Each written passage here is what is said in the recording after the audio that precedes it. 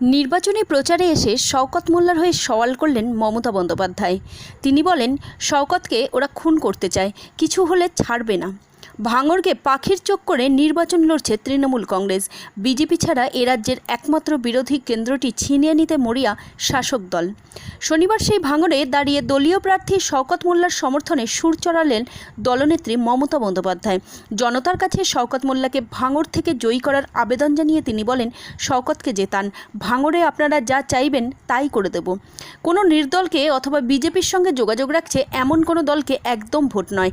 এরপর প্রার্থীর নিরাপত্তা নিয়ে উদ্বেগ প্রকাশ করে তিনি বলেন, শওকতদের সিকিউরিটি তুলে নিতে চায় বিজেপি, ওর প্রতি কোনো হামলা হলে ছেড়ে কথা বলবো না, হিম্মত নেই, আমার সঙ্গে লড়তে পারবে না। শওকত মোল্লাদের সঙ্গে লড়াই করে মরছে। আমি বাঁ হাত হলে শওকত আমার ডান হাত, এদের ওপর কোনো অত্যাচার হলে ছেড়ে কথা বলবো না। বিজেপির নেতারা 20টা করে সিকিউরিটি নিয়ে ঘুরে বেড়াবে আর শওকতদের সিকিউরিটি তুলে নেবে। আমি বলছি, মানুষের নিরাপত্তা নিয়ে খেলবেন না।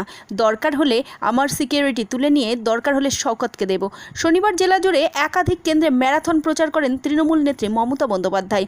এদিন দুপুরে বারুইপুরে ঘুরে তিনি যান ভাঙড়ে। সেখানে ভাঙড়, ক্যানিং পূর্ব, ক্যানিং পশ্চিম সহ একাধিক বিধানসভা কেন্দ্রের দলীয় প্রার্থীদের হয়ে প্রচারের মাঝে বাড়তি গুরুত্ব দিলেন ভাঙড়ের প্রার্থী শওকত মোল্লাকেই। এর আগে শওকত ছিলেন ক্যানিং পূর্বের বিধায়ক। 26-এর ভোটে আইএসএফের হাত থেকে ভাঙড় কেড়ে নিতে এবার শওকতের আসনের বদলে ওই রণাঙ্গন সৈনিক করেছে তৃণমূল। জেলার একটা বড় অংশে দক্ষ সংগঠক হিসেবে শওকত মোল্লা দলের কাছে বেশ পছন্দের নেতা।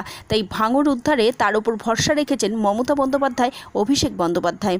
এদিনের সভায় মমতা বন্দ্যোপাধ্যায় বলেন, আমি গুন্ডাদের ভয় পাই না, কিন্তু বিজেপিকে ছাড়ব না। তবে তৃণমূল নেত্রী এহেন হুঙ্কারে কি ভাঙড় পুনর্দখল হবে তৃণমূলের, নাকি আবার আইএসএফের হাতে থেকে যাবে তা জানা যাবে 4ই মে।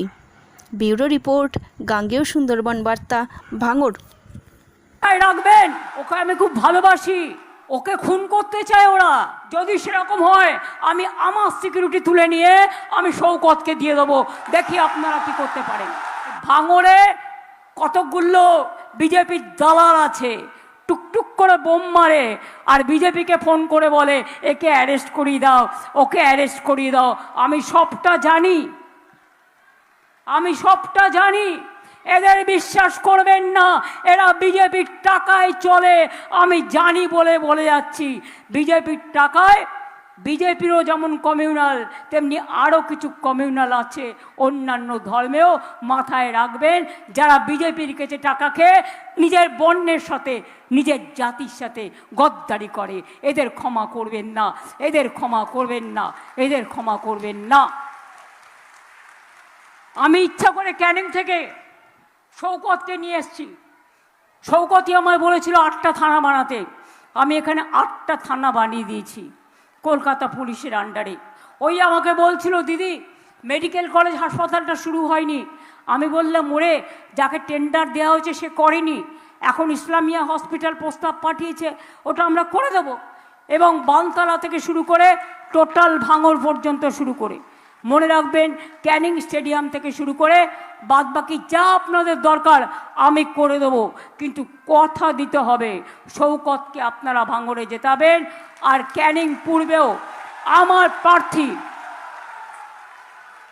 বাহাদুরকে জেতাবেন। এটা আমায় কথা দিতে হবে। আরও 2 লক্ষ ছেলেমেয়ের চাকরি কিন্তু হবে, লেদার হবে, সব প্রস্তুত হচ্ছে। এবং আপনাদের এখানে অনেক ইন্ডাস্ট্রি গড়ে উঠবে, নিশ্চিন্তে থাকুন। আমাকে যেভাবে শওকত বলবে বাহাদুরকে নিয়ে আমি সেইভাবেই কাজ করব।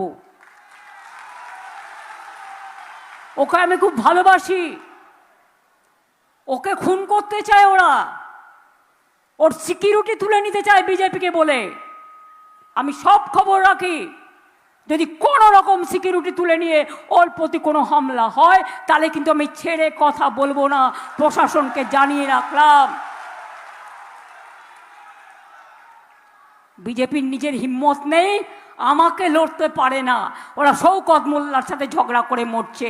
আর ওই নেতাগুলো বহিরাগতদের সাথে হাত মিলিয়েছে, আমাকে লড়বার ক্ষমতা নেই, ওরা শওকতকে লড়াই করছে। আমি যদি বাহাত হই, শওকত আমার ডান হাত, এটা মাথায় রাখবেন।